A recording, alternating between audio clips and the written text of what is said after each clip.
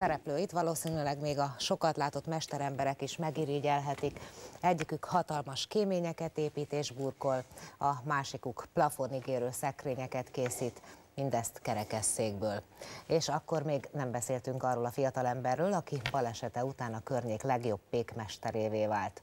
Király Levente kollégámnak volt alkalma megkóstolni a kenyeret, amelyet sütött. Csodálkoznak, hogy kerekesszékes ember jön, és ő fog itt kéményt bélelni, hogy most ezt hogy fogja csinálni.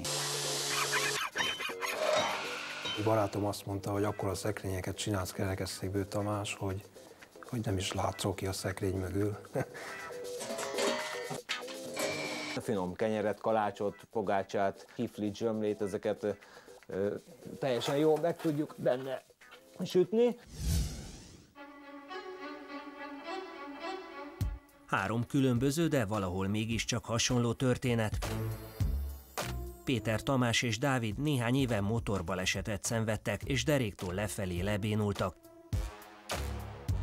Kitartásuknak és akaraterejüknek köszönhetően azonban sikerült feldolgozniuk a történteket, és ma már mindegyikük boldog életet él, mi több szakmájukban igazi mesteremberek lettek. Orbán Dávid balesete előtt 12 évig dolgozott egy nagyüzemi pékségben, ma már saját kemencéje van, amelyben zamatos ízű, ropogós veknik sülnek.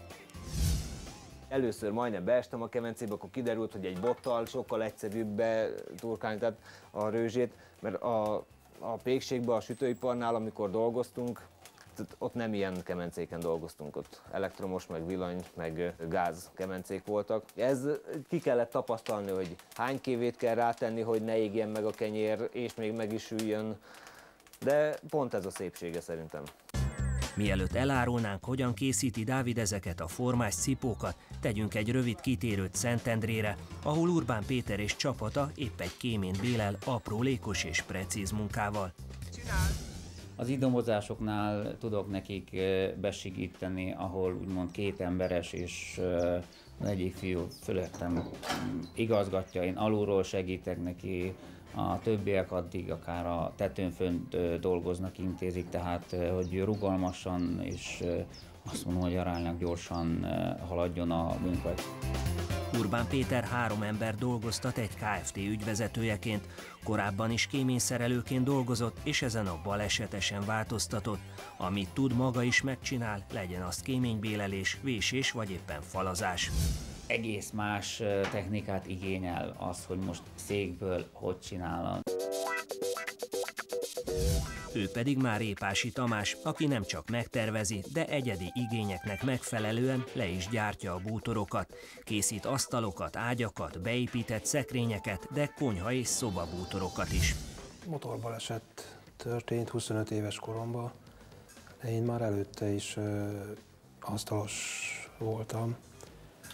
Dolgoztam több helyen, és 10 év gyakorlatot nem akartam eldobni, csak úgy azért, mert megtörtént ez a helyzet. Tamás magánszemélyeknek és nagyobb cégeknek egyaránt dolgozik. Azt mondja, mindenféle megrendelést el tud készíteni, sőt, gyakran még restaurálást is vállal.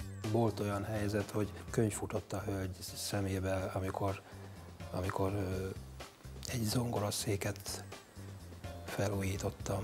Fontos a önbecsülésünknek is, hogy hasznos részei vagyunk a társadalomnak, meg fontos önmagamnak is. A lelki nehézségekből sokszor a munka segített ki, mai napig is. Közben Dávid már a búzát őrli saját gránitköves kismalmával, speciális eszközöket nem használ, egyedül a dagasztógép, ami nélkülözhetetlen a munkájához. Gyertyaszál, gyöngyszeme, felébe tört mézes kalács. Egy elkormolódott végű lapátnyél, amivel a rőzséket tologatom, egy kis asztali lámpa, ami bevilágít a kemencébe, és egy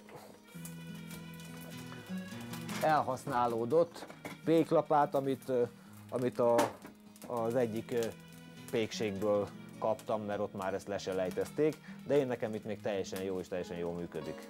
Filléres emlékeim, oly drágák nekem. Hogyha mindig azt nézném, hogy mennyivel jobb volt két lábon járni, mennyivel jobb volt motorozni, mint most kézzel hajthatós biciklit tekerni, akkor sírhatnék reggeltől estig. Mert hogyha erről az oldalról közelítem meg, akkor sokat veszítettem, mint ahogy megállapította az orvos szakértői bizottság is, hogy 85%-ban károsodtam.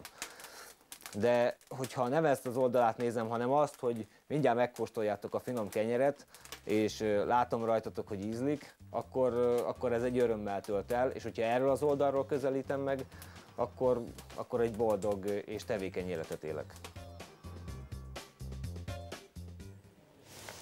A Független Életért elnevezésű nemzetközi szervezet felhívása nyomán 1992 óta minden év május 5-én akciónapot rendeznek Magyarországon a mozgássérültek esélyegyenlőségéért.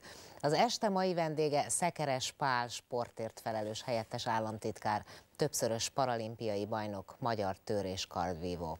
Nézzék meg!